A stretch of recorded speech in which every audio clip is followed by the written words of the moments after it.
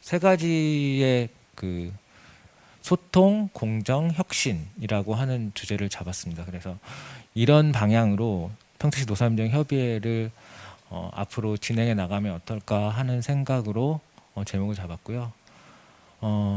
평택시 노사민정 협의회 연역부터 보겠습니다. 평택시 노사민정 협의회는 2003년도 5월 2일 날 처음으로 조례가 제정됐습니다. 굉장히 오래전에 조례가 제정됐지만 조례 제정 이후에 거의 10년 가까이 아무것도 하지 않고 그냥 조례 제정만 된 상황으로 진행되어 왔고요. 2012년 2월 12일에 최초로 본협의회를 개최합니다. 그래서 그때부터가 이제 평택시 노사민정 협의회의 시작이라고 생각이 들고요. 올해 이제 9년째 협의회가 진행되고 있고요. 2012년도 이후에 2013년도부터 저희가 이제 노동부에 그 협력 활성화 사업을 신청해서 계속해서 지금 하고 있고요. 작년에 처음으로 우수상을 받았습니다. 충주는 10년 연속으로 우수상을 받았지만 저희는 8년 만에 우수상을 한번 받았고요. 작년 전까지는 노총에서 이 사업을 운영했었고 작년 1월 1일부로 사무국이 생기면서 그때부터 이제 사무국에서 전담해서 사업을 진행하고 있습니다. 2016년도에 저희가 사무국 관련된 조례 개정을 했습니다. 그 전까지는 사무국이 없었기 때문에 이제 시에서 사무국 관련 조례 개정을 했고 2019년도에는 그 전까지 2018년도까지는 그냥 지자체의 대응 비용만 가지고 사업을 했어요. 그러니까 노동부에서 지원해주는 돈하고 지자체 대응 비용 20%죠. 8대 2의 대응 비용으로만 진행을 하다가 2019년도에 최초로 이제 본 예산에 그 사업비를 편성해서 진행을 하게 됐고요. 2020년도에 사무국이 설립됐고 작년에 또 마찬가지로 우수상을 수상했습니다. 노사민정협의회 연역은 이렇게 되고요. 안 넘어가는데요. 밑으로도 안 넘어가요. 네, 넘겨주세요 그냥.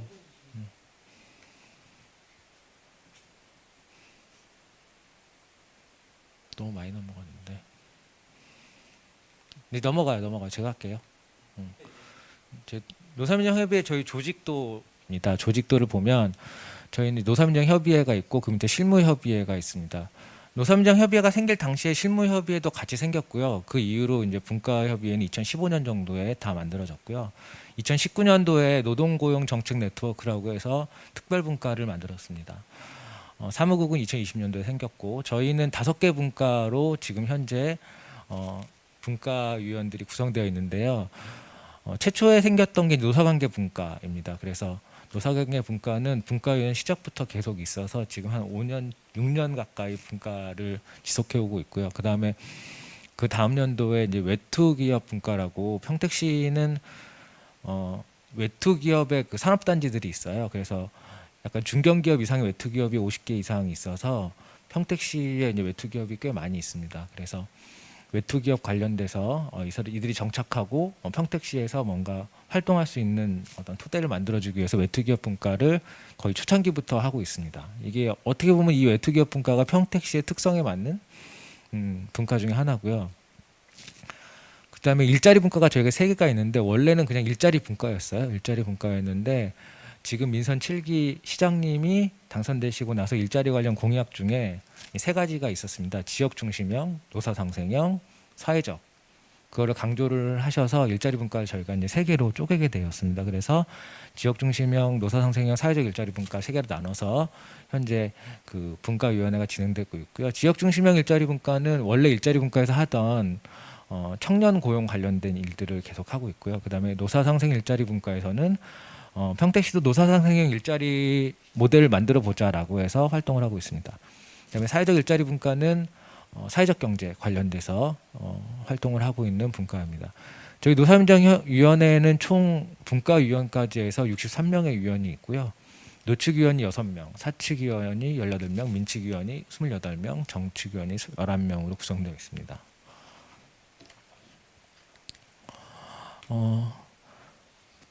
노사민정협의회를 그동안 봐왔을 때 과연 저희 평택시 노사민정협의회의 장점과 단점, 강점과 약점은 뭐냐 이런 거를 한 번 더 고민해 봤는데요.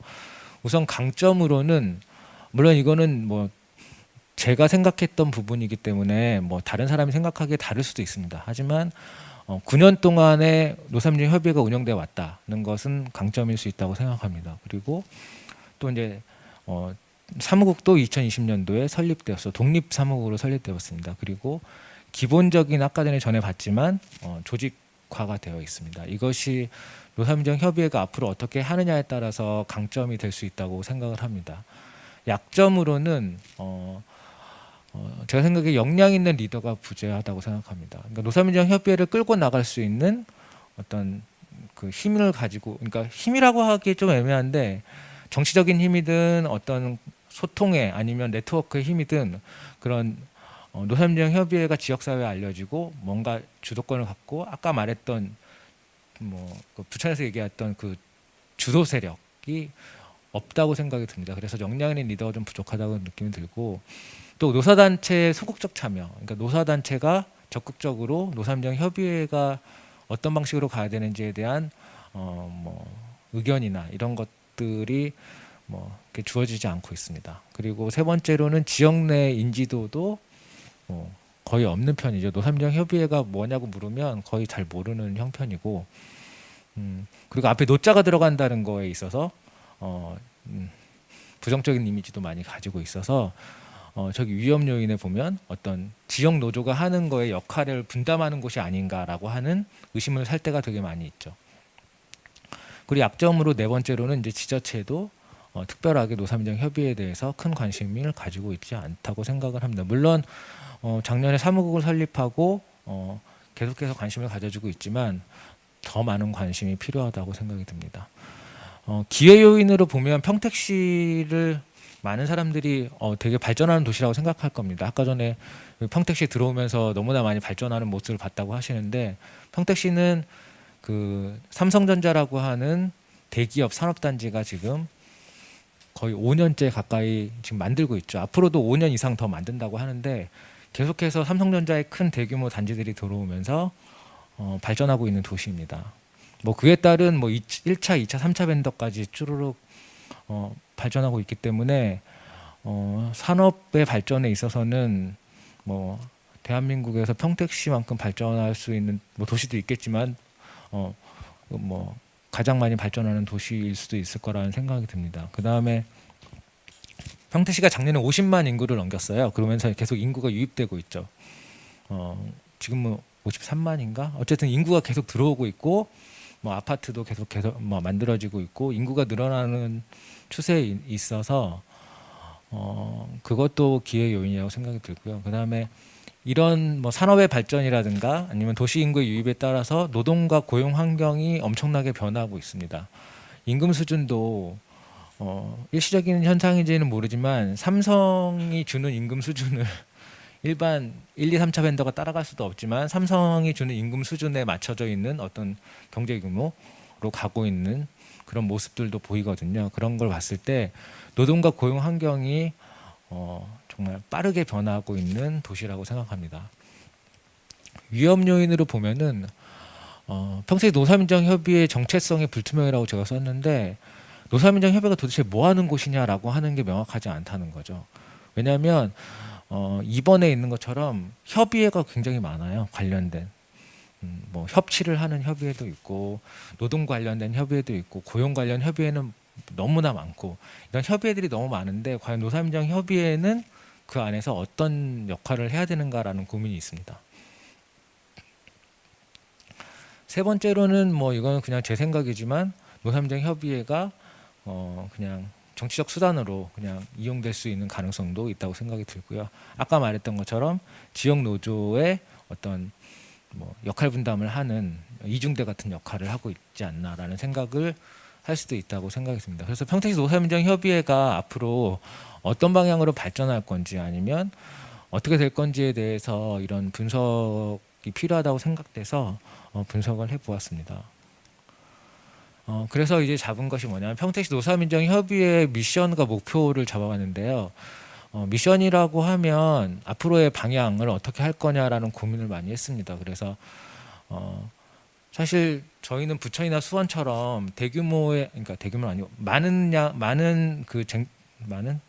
많지 않을 수도 있어요. 근데 사실 저희보다 훨씬 많아요. 많은 재정 지원을 받고 있어서 그런 재정 지원을 받을 수 없는 상황에서 우리가 할 수 있는 것이 무엇일까라는 고민을 많이 했거든요. 그러면 여러 가지는 할 수 없고 한 가지만 하자 우리는. 그러면 저는 그래서 생각해 뭐냐면 정책에 대한 개발과 제안을 하는 사회적 대화 기구로 평택 노사민정협의회가 향후에 나갔으면 하는 바람이 있습니다. 그래서 노동과 고용 정책에 대한 실행 사업들은 굉장히 많이 하고 있어요. 그리고 그런 사업들을 할 수 있는 역량을 가진 지역의 협의체라든지 단체들도 굉장히 많아요. 그러나 정책을 개발하고 제안하는 단체는 거의 없다고 생각이 들거든요. 그래서 노사민정협의회가 정책을 개발하고 제안하는 뭐 그거를 심의하고 뭐 반영하고 하는 것까지는 저희가 못할 것 같고 어쨌든 개발과 제안까지는 할 수 있을 거라는 생각이 들어서 이런 미션을 잡아봤고요. 그러면 어떤 거에 대한 정책에 대한 개발과 제안을 할 거냐라고 하는 건데요. 목표가 그래서 사실 노사민정협의회가 지향하는 곳이 노동과 고용에 대한 문제거든요. 그러면 고용에 대한 문제들은 저희보다 더 잘하는 곳이 너무나 많아요. 뭐 여러 가지 취업 관련 센터들도 있고 노동부 고용센터도 있고 고용을 위해서 지원해주고 고용을 위해서 일을 하는 많은 유사 기관들이 있습니다. 그리고 노동에 대해서는 양대 노총도 있고 뭐 비정규 센터도 있고 노동에 대해서도 뭔가 노동의 인권 보호라든가 노동에 대한 문제 해결을 하기 위한 단체들도 많이 있습니다. 그러면 과연 노사민정협의회는 그 안에서 뭘 해야 될 것인가라고 하면 고용 취약계층에 대한 정책 개발 및 제안을 하면 어떨까라고 생각을 했습니다. 물론 사회적으로 지금은 코로나 시대다 보니까 고용 취약계층에 대한 문제들도 많이 언급되고 있지만 청년이나 노인이나 사회적 일자리에서도 분명히 틈새는 있을 거라고 생각을 합니다. 그들을 지원하고 있는 여러 가지 사회적 시스템이 있지만 그 안에서도 지원받지 못하는 사각지대가 있고 또 그들을 지원할 수 있는 방법들을 찾는 것이 아마 노사민정협의회가 앞으로 해야 되는 일이 아닐까라고 생각이 들어서 평택시 분야별 노동 및 고용 정책의 개발 및 제안에서는 우선 고용 취약계층에 대한 정책 개발 및 제안, 그다음에 두 번째로는 저희가 이제 청년 일자리 문제도 굉장히 심각하다는 생각을 많이 하거든요. 일자리는 많은데 가지 않으려고 하고 제조업은 특히 뭐 사람을 뽑지도 않지만 청년들은 갈 마음도 전혀 없습니다. 아주 뭐 대기업이라든가 뭐 이런 데가 아니면 일반 중소기업은 힘들다는 이유로 아니면 임금이 적다는 이유로 안 가려고 하죠. 그리고 대부분 사무직군이라든가 뭐 그런 것들 원하기 때문에 청년 일자리를 어떤 식으로 개발할 것인지에 대한 고민도 있을 거라고 생각합니다. 그다음에 앞으로는 뭐 노인 일자리는 계속해서 주목받을 수밖에 없는 부분이라고 생각 들어서 물론 지금 제가 말씀드리는 것 중에도 세부적인 항목으로 내려가면 또 할 일들이 많이 있을 거라고 생각합니다. 그러나 목표는 저렇게 잡으려고 합니다. 그리고 이제 저희가 사회적 일자리 분과도 있고 사회적 관련된 일자리에 관련된 일을 하다 보니까 사회적 일자리에 대한 노동 및 고용 정책에 대한 개발도 필요하지 않을까 싶습니다. 왜냐하면 이 사회적 일자리는 기본적으로 취약계층을 대상으로 하고 있고 취약계층이라고 하면 뭐 고임금 뭐 이런 뭐 편안한 일자리가 아니라 그냥 되게 열악한 일자리를 가지고 있어요. 그래서 그런 부분에 있어서도 어떻게 할 것인가라는 고민을 해야 된다고 생각이 듭니다. 그래서 목표를 저렇게 잡아보았습니다. 그래서 3대 핵심 가치와 의제를 아까 처음에 말씀드렸던 소통과 공정과 혁신이라고 하는 걸로 핵심 가치를 잡았는데요. 그래서 의제는 소통을 통해 결과를 만들어내는 사회적 대화를 하자. 그러니까 그냥 형식상 하는 뭐 회의가 아니고 정말 필요한 회의를 하고 필요한 의제를 가지고 실질적으로 도움이 되는 회의를 하자는 게 첫 번째 핵심 가치의 목표입니다. 두 번째는 공정에 대한 가치를 얘기했는데요. 뭐냐면 그러니까 노동자 안에서도 부익부 빈익빈이 있고요. 물론 노사관계에서는 말할 것도 없고요. 근데 모든 노동자에게 공정한 정책 개발 및 제안을 만들어가면 어떨까라고 해서 공정에 대한 핵심 가치를 잡아왔고요. 세 번째로는 계속해서 변화하는 시대에 어떻게 빠르게 혁신할 것인가는 뭐 어느 노사민정 협의회나 필요한 의제라고 생각합니다. 그래서 변화에 맞추어서 변화할 수 있는 그런 혁신이라는 가치도 잡아보았습니다. 그래서 평택시 노사민정 협의회는 앞으로 어떤 사업을 했으면 좋을까라고 해서 생각해 봤는데, 이거는 소통에 관련된 핵심 사업인데요. 우선 지금에 있는 분과위원회에 대한 조직 개편이 저는 필요하다고 생각합니다. 그러니까 만약 우리가 목표랑 비전을 잡았으면 그 목표와 비전에 맞게 조직도 다 바꿔야 된다고 생각이 들어요.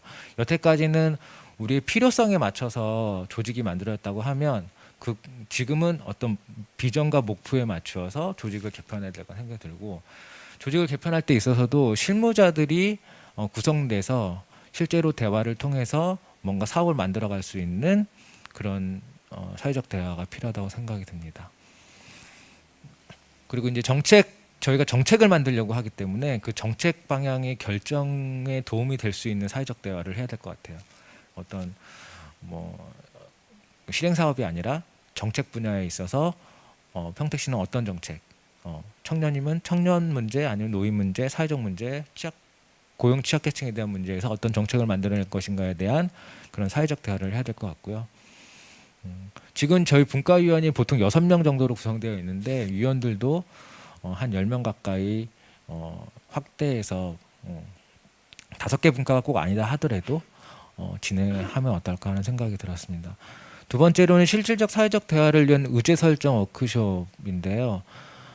저희가 워크숍을 작년에도 안 갔고 재작년에 갔다가 지금 코로나 때문에 작년 올해는 계속 워크숍을 못 하고 있긴 한데, 그러니까 의제를 만드는 것이 사무국이 아니고 전체의 노사민정이 대화를 통해서 노사민정이 필요한 의제를 만들었으면 하는 마음에서 저런 워크숍도 필요하다는 생각이 들었습니다.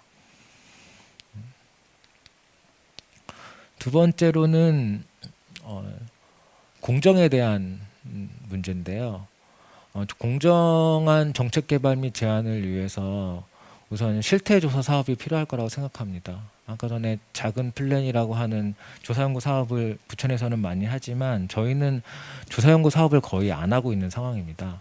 그래서 앞으로는 좀 조사연구를 해야 결국에는 어떻게 나갈 건지에 대한 방향성도 만들어지고 현재 상황도 파악할 수 있기 때문에 실태조사 사업들을 앞으로는 좀 기본적인 사업 실태조사를 꾸준히 해야 되지 않을까 하는 생각이 들고요. 고용 취약계층을 중심으로 청년, 노인, 사회적 일자리에 대한 실질적인 어떤 지역만의 연구들이 계속해서 있었으면 좋겠습니다. 노사민정 협의회에서 안 한다 하더라도 관련된 그 단체나 이런 곳에서도 이런 문제에 대해서 접근해서 연구를 하면 어떨까 하는 생각이 듭니다. 그리고 이제 그 실태조사를 하기 위한 재원 확보와 또 이제 조사하는 업체도 되게 중요하다고 생각이 들거든요. 그러니까 그 조사 연구를 안 하는 이유 중에 하나가 이제 시에서 얘기하는 것 중에 연구비만 나가고 실질적으로 이렇게 내용이 없다는 거죠. 그래서 연구도 비용을 들인 만큼의 어떤 성과가 있는 연구를 할 수 있었으면 좋겠거든요. 그래서 그런 연구를 정확히 할 수 있는, 잘 할 수 있는 업체를 선정한다든가 그런 것이 선행되어야 될 거라고 생각이 듭니다. 평택은 그냥 연구원도 하나 없는 형편이거든요. 그냥 어차피 대학교에서 하든지 아니면 평택 외 지역에서 연구를 맡겨야 되는 상황이라서 그런 조사를 할 수 있는 기관에 대한 문제도 있습니다. 그다음에 중장기 정책 수립을 위한 기초 사업인데, 평택은 한 번도 노동 5개년 계획 이런 거 세워본 적이 없고 고용 5개년 계획 세워본 적이 없어서, 물론 일자리 공시제에서 그런 계획들을 세우긴 했었지만 이런 딱 고용, 노동에 관련돼서 노사민정 협의회에서 계획을 세워본 적은 없습니다. 앞으로는 수원이나 부천처럼 이런 장기적인 플랜을 가지고 무엇을 할 것인가에 대한 계획을 분명히 해야 된다고 생각이 들고요. 그걸 통해서 평택이 앞으로 어떤 방향으로, 평택 노사민정 협의회가 어떤 방향으로 나갈 건지에 대해서도 고민해야 된다고 생각이 듭니다. 세 번째로는 이제 혁신에 관련된 건데요. 이거는 이제 실행 사업을 이라고 할 수 있는 부분들이 있어요. 그래서 저는 이제 코로나 시대에 작년부터 저희가 모든 세미나 아니면 워크숍 이런 것들이 거의 줌이나 온라인을 통해서 하고 있습니다. 물론 줌이나 온라인으로 하는 것이 단점도 있고 장점도 있어요. 어, 장점은 여길 꼭 오지 않아도 잠깐이라도 와서 이걸 보시는 분들이 계신다는 거. 그 다음에 유튜브 같은 데 올려놓으면 나중에라도 볼 수 있다는 거. 이런 것들이 장점이고, 단점으로는 이게 쌍방향 소통이 안 되고 단방향으로 이러다 보니까 뭐 이렇게 심도 있는 토론이 되지 않거나 아니면 그냥 일방적인 이런 뭐랄까 강의로 끝난다는 이런 단점들이 있긴 합니다. 그래서 제가 하고 싶은 것 중에 하나는 뭐냐면 뭐 앞으로는 이제 내년 내후년에도 코로나가 계속해서 지속된다고 보고 외부로만 하는 게 아니고 이제 양방향으로 다 하는 것들을 생각해 봐야 될 것 같아요. 그리고 특별히 저희가 하고 싶은 거는 노동과 고용 관련된 그런 강좌를 개설하는 거죠. 개설하고 그거를 온라인 교육화시키고 그걸 통해서 노사민정협의회가 이런 걸 하고 있다는 거를 좀 친근한 이미지로 부각시키고, 그래서 그러니까 꼭 그 웹 강좌도 혼자 막 떠드는 강좌가 아니라 이렇게 대화식이나 아니면 좀 이렇게 편하게 얘기하는 방식으로 강좌도 많이 진행되는 것 같아요. 그래서 노동과 고용 관련돼서도 그런 강좌들을 좀 개설하고 싶은 생각이 있고요. 두 번째로는 이제 코로나 시대 이후에도 어쨌든 이런 사회적 재난 시대가 왔을 때 심리 안정을 위한 프로그램이 필요하다고 생각합니다. 특별히 이제 고용 취약계층이라든가 노인이라든가 이런 고용에 대한 불안정한 계층에 있어서는 이런 위기 극복 프로그램이 분명히 필요하다고 생각이 들고, 그래서 저희 지금 분과 중에 외투기업 분과에서는 올해 이제 마음챙김 프로그램을 하고 있거든요, 워크숍으로. 그래서 마음챙김이라든가 아니면 심리 안정을 위한 상담 프로그램 이런 것들을 개발하는 것이 어떤가 생각이 들고요. 그다음에 이제 세 번째로는 고용 취약계층을 지원하기 위한 이제 노무 상담이 필요하다고 생각합니다. 그 기업 입장에서는 정규적으로 비용을 들여가면서 노무사를 고용하고 있지만, 노동자 입장에서는 자기가 상담하고 싶어서 상담하지 못하는 경우들이 굉장히 많이 있어요. 그래서 많은 시도군에서 사업을 하고 있지만 어쨌든 고용 취약계층 지원을 위한 노무 상담도 필요하다고 생각이 들고요. 그 다음에 분야별 일자리 지원 사업이 필요할 것 같습니다. 소상공인 자영업자에 대한 기업 지원 사업, 올해 저희가 이제 경기도에서 하는 사업에 이 사업 관련된 걸 냈는데, 소상공인 자영업자는 노동자가 아니라고 해서 사업이 안 됐어요. 안 됐는데 소상공인 자영업자도 사실 거의 노동자성을 가지고 있거든요. 혼자 일하거나 아니면 가족과 같이 거의 일하면서 하는데 소상공인 자영업자라는 이름으로 노동자에 포함이 안 된다고 하더라고요. 그래서 이들을 어떻게 지원할 것인가, 이거를 꼭 그 기업을 담당하는 단체에서 지원하는 것이 아니라 노사민정협의회에서도 이런 소상공인 자영업자에 대한 문제를 같이 인식하고 지원했으면 하는 생각이 들고요. 또 저희가 여태까지 하고 있던 외투 기업에 관련된 지원 사업도 하면 어떨까 하는 생각이 들었습니다.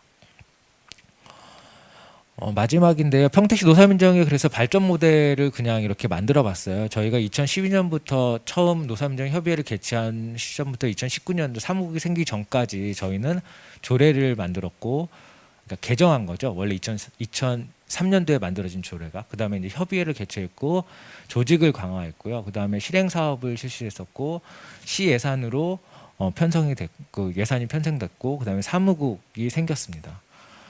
2020년도부터 올해까지는 이제 제가 이제 도약기라는 이름으로 잡았는데, 이제 정체성을 좀 확립하고 내실화를 가지고 조직을 개편하고 전문가를 양성하고 중요 의제를 발굴하고, 그 다음에 사회적 대화를 다층적으로 좀 실시할 수 있는 기반을 좀 만들었으면 합니다. 그리고 내년부터 5년 동안 이제 성장기라고 잡아서 정책 계획, 저희가 이제 정책 분야의 어떤 개발과 제안을 하기로 저희 평택 노사민정이 만약에 정한다면 그런 계획을 수립하고 정책 분야를 개발하고 연구하고 홍보하고 또 평택시 노사민정의 위상과 역할을 제고하는 이런 시기가 있을 것 같고요. 그 이후에는 좀 더 발전된 모델로 분야별로 이제 정책을 실제로 제안해서 정책이 이제 그 시 안에 평택시 안에서 그것이 만들어지고 하는 일들이 있었으면 좋겠습니다. 그리고 정책을 다시 보완하고 또 새로운 의제를 발굴하고 하는 일들이 1년으로 일어났으면 하는 생각이 듭니다. 그래서 평택시 노사민정협의회가 앞으로 이렇게 발전 모델을 가지고 나아갔으면 하는 바람입니다. 여기까지 발표했고요. 평택시 노사민정협의회 이런 모델에 대해서는 앞으로도 계속해서 뭐 변화되고 더 확장되고 발전될 거라고 생각이 듭니다. 지금까지의 모습이 아닌 좀 더 좋은 모습으로 사회적 대화를 통해서 만들어 가야 하지 않을까 하는 생각을 해보았습니다. 지금까지 저희가 그 수원, 부천, 충주 그리고 이제 저희 평택시 모델도 발표했는데요.